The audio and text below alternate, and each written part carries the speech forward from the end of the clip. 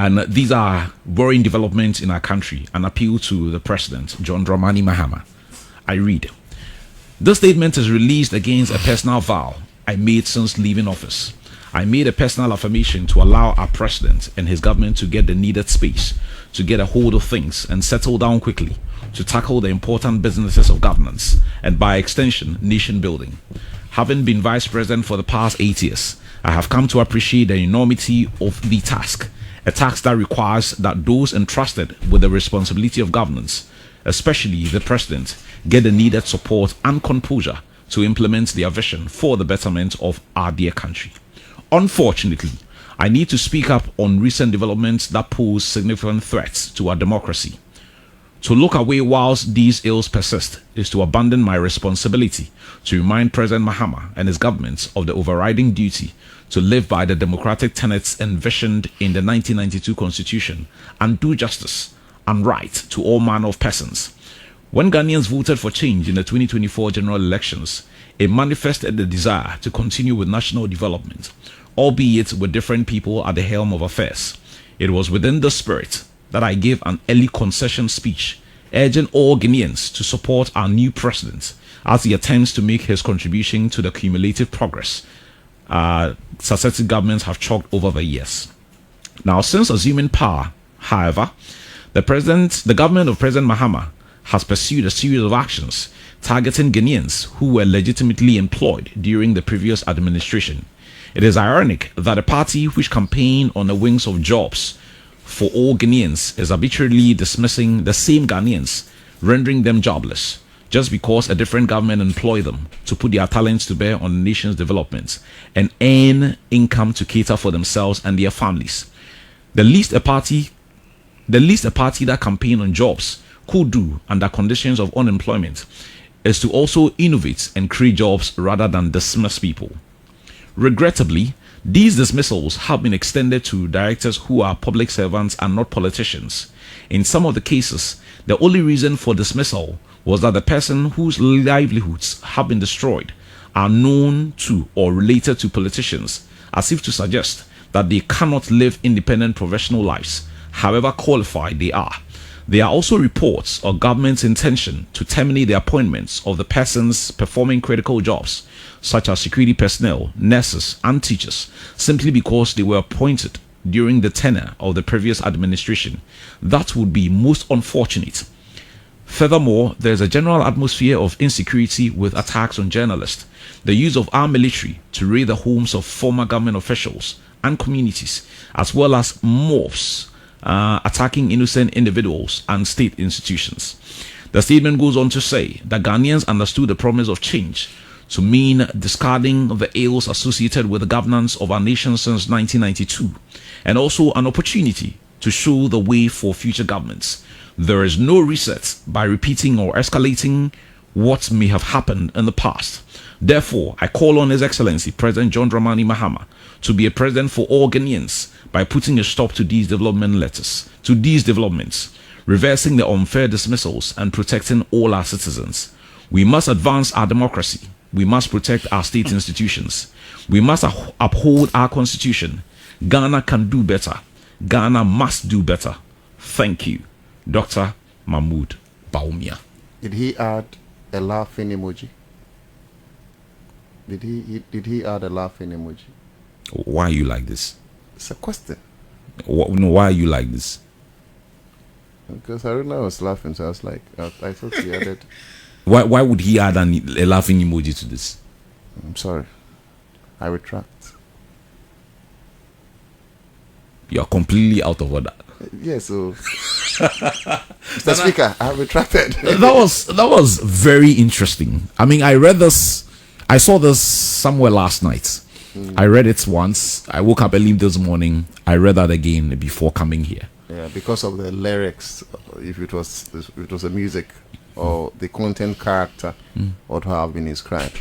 I think that though welcoming Class 91.3 FM. in line with... Is he right with the issues he's raised? He is. Let's call a spade, not a big spoon, but allow me space to... That's why you're here, so you have the space. But he is. Ideally, that is supposed to be the fate of every progressive country. That a government that attains power in line with Chapter 6 of the 1992 Constitution that suggests the directive principles of state policy, and in line with the accounting that says that going on concern will have to build upon what the previous administration may have built. So like I said, it's a welcoming idea in the spirit of patriotism and nationalism. However, I think that the content in the name of the brain behind the right app is in breach of conscience. How? And respectfully, I think that if any CSO had written this, it would have been welcomed so warmly. But coming from him, I think that respectfully, though I do not want to take it with a pinch of salt, he lacks the moral turpitude. Really? Why? Don't you know the pains that were unleashed on Ghanaians? Don't you know? Is it the same person saying that if that same pain is equally paid in equal measure of what was unleashed whilst John Dramani Mahama administration left power, that should not be applauded or commended? This is how I want to put it. I think he talks about he raises key issues, yeah, but two of them are very important to me. And firstly, he bemoans the revocation of appointments by a government that campaigns on the backdrop of joblessness. So he says at least they should have innovated and created more, not sack. Yes, so that is what he said. But I think that what is ideal was for him as flag bearer of the MPP, or former flag bearer of the MPP, to have reflected on what happened when John Dramani Mahama left office. So I am saying that though welcoming the content of the letter, possess, I equally think that if it was any private entity that brought up this write-up, it would have been in a good faith. Because when John Dramani Mahama left office, there were over 8,000 nurses that had been given clearance. Bawumia was not only vice president, but chairman of the economic management team. He led the crusade through his finance minister and saw to the revocation of the appointment of over 8,000 nurses that were given clearance by the John Dramani Mahama administration. At that time, was it right? At that time, were they not contributing to the state of joblessness as he wants us to believe now? As if that is not enough, there were over close to 10,000 public servants, if not more, that equally have been given clearance to work in the public sector space. They revoked the appointment of all these people, including a litany of other appointments that were revoked. On top of my head, I can say that not less than 13,000 appointments were revoked by the Bawumia-led administration under the watch of Akufo-Addo. Why didn't he complain? Couldn't he have put a pen? He complained to his boss overruled him. This tall list of content that he wants us to think is bad because John Dramani Mahama is the president. He who seeks equity must come with clean hands. In as much as I believe that that is not the trajectory or the tangent we should be moving as a country, in as much as I think that the partisan retaliation should not be encouraged, and that whichever government gives appointments to citizens, to Ghanaians, they are citizens anyway, so you only have to come and build on it. Especially when we campaigned. When I say we, I campaigned for John Dramani Mahama. Especially when we campaigned at the backdrop that we want to increase employment. It is only sad that we rather have to revoke some of the people that have had employment. But I also think that in the spirit of the letters that were written by the chief of staff, he was very categorical. Explicitly, he posited that those that were given appointment after 7th of December, they are the people that will have to review the appointment. He never added anywhere in the letter he wrote that automatically those people cannot reapply. The point is that you have to give employment in line with the economic strength or pace of your country. So you remember that Osafo Mafu, then senior minister at the MPP, when he was being vetted, said that if you were not given an appointment before the 7th of December, you have no business being on the payroll of January. And these were statements categorically made without equivocation. So why is it that, and I kept telling them that power is transient too. You cannot be in power forever. The creator who created his world did not allow one regime to be in power forever. So today it will be Greece. The next day superpower will become Babylon. The next day it will be Egypt. The next day it will be UK. Now they say it's America. China is fast approaching. Some time back it used to be the Soviet Union. The point is that you can be in power today, but tomorrow you'll be out of power. So when we're telling them to be careful on some of the pains, in fact, to qualify it, excruciating pains they were unleashing on the good people of this country, when we were registering our displeasure and protest, they thought we were doing party politics. Today, the same evil fate they wailed on Ghanaians, 1.3 FM. when the same fate is looking or staring at them in the face, they can put pen on paper and write long sentences because they are friends of English graduates.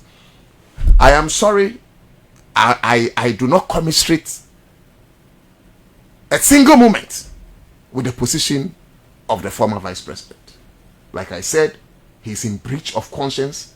He lacks the moral power to put pen on paper to write this long thesis. Nana, are you in any way suggesting that because it is him, the issues that he's raising should be overlooked? Because it is coming from him. Yes, but if it was coming from someone first else. and foremost, because it is coming from him. Because he was in this country when over 13,000 Ghanaians were sacked under his watch. Did he write a long thesis for us to review? Why now? Why now? Why a penny? So I'll be careful with the speech I'll make. But if it was a young man, I would have told him to shut up. We don't need his advice. However, I think that moving forward, we need to refine our laws. And I think that it's even enshrined our laws. But I think that as long as we want to build up the ladder of having a lot more employed, those who get opportunity to be on the payroll are Ghanaians anyway. I don't think we should employ people because of their political coloration. I don't think so. If it's an MPP, he's a Ghanaian. If it's an NDC, he's a Ghanaian. But because of the ill fate that the MPP unleashed on the NDC people, I am not sure that may be an equal measure they want to. But to some extent, maybe that is the same way they are being paid in their coin. Look at the huge debts that they left for this country. They've entered into history as that single government that borrowed more than from the inception of country's independence from 1957 up to when John Dramani Mahama left office in 2016.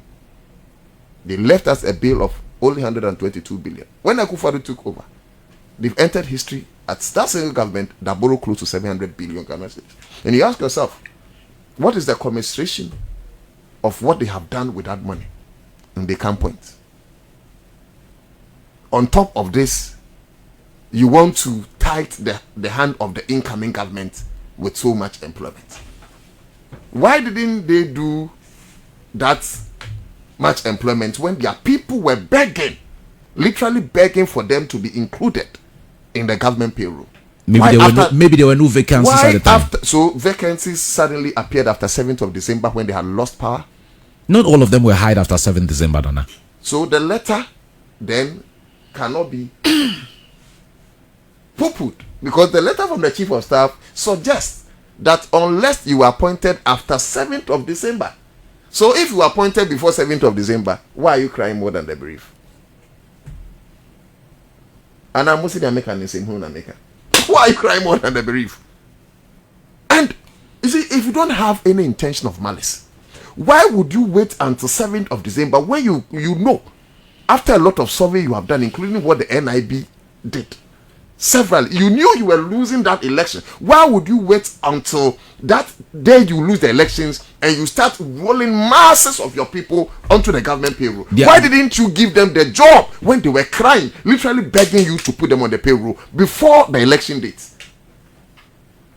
So I think that what the chief of staff had done is in good faith. He didn't say that all of you will not get job.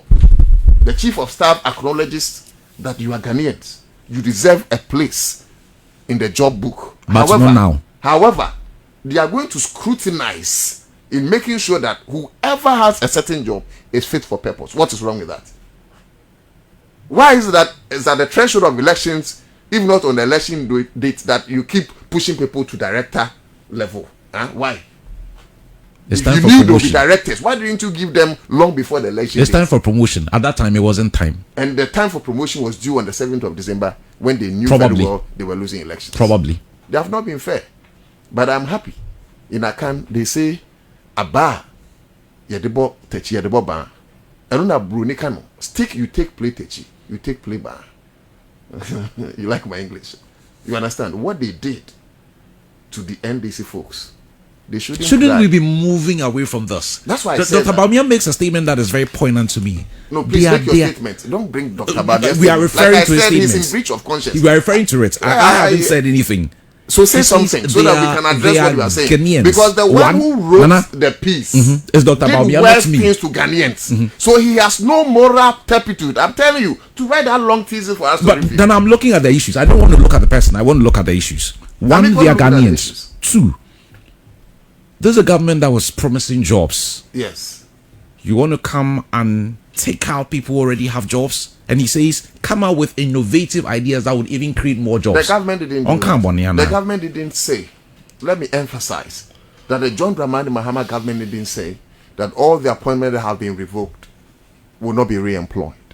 Look, there are some institutions that even when a new CEO takes place or takes over reins, even in private sector, they can ask all employees to reapply. Doesn't it happen even in the private sector space? And you know, or a bad CEO. No. He wants to see to what everybody is doing in line with how much maybe you are taking. And that has to, I read administration in school. It's part of reorganizational structure if you want to rebuild potency in any job space. So the chief of staff is saying that revocation should go on. You have a right and you can reapply. If only you believe that you are qualified, you shouldn't cry. Most of them are crying because they are protocolists. Most of them are crying because I can't say that for a fact. Know, that's why I was statistic. I didn't say all. I said most of them are crying because they passed behind closed doors and they were pushed in so that they will balloon the wage bill of the incoming government, making it difficult for them to take care of other